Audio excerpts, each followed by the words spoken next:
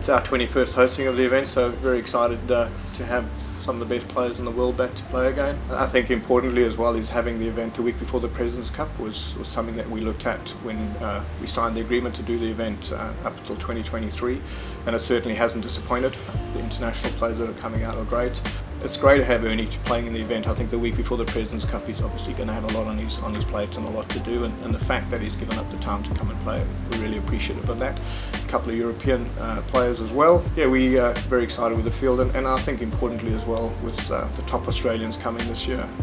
It's going to be a fantastic field, and there are a couple of young Australians that are doing really well as well on the various tours around the world. And Cam Davis won the Australian Amateur year as well in 2015, so I think that was exciting for him too, as he knew the course pretty well, and he's indicated that he loves the test. Matt's been a member for a long time, and Gary Bard is his coach, as Director of Instruction at the club as well.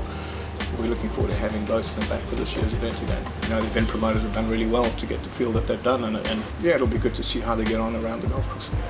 What a special moment for Matt Jones. Very important for us to make sure that we improve some of the facilities that we had.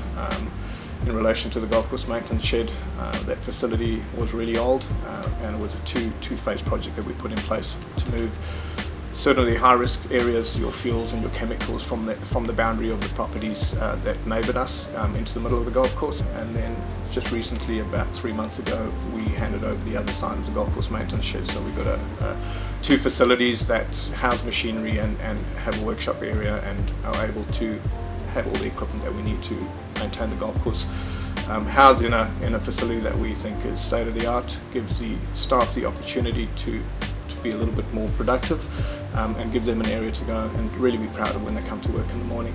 The other facility we've just put in place, the Northern Driving Range, two technical labs, putting lab, comfort centre, locker rooms for the juniors and our foundation scholars, stretch rooms, things that the golfers today would expect, 13 undercover hitting bays. So it's important for us to make sure that we can provide the best facilities for our members. They certainly love spending time at the club, and I think the more facilities that we give them that they can enjoy, it just makes it easier for us as well. One of the things that highlighted to me was not only the Australian Golf Club but the Australian Open was that Bob Shearer 2 years ago came and accepted his honorary membership after he won a lengthy time ago, and he was quite emotional about it. He said, and I think brought back a lot of memories for him, and the fact that he's still being recognised today as one of the greats of the game in Australia. He's a real character.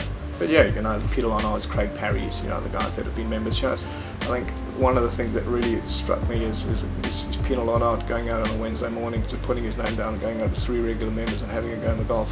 That doesn't happen in very many places. So, and when they are, they make a special effort to engage with the membership, which is fantastic.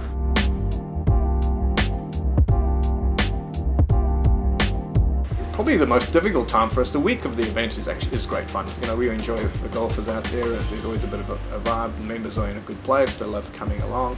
The 4 weeks prior is really when it gets tough, and I think we get a little bit too emotionally attached to everything here. So when the trucks do come across and you see a couple of tyre marks, and we get a little bit worried, but it's exciting. It really is exciting. It's a great week.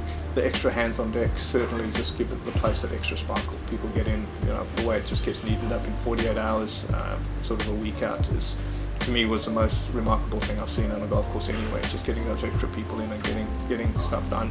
It is our one opportunity to make sure that Australia and the rest of the world can see what a special place it is. It's just for a couple of hours. I think it's important to try and get out here and show support for the National Open, which is something that we should all be very proud of.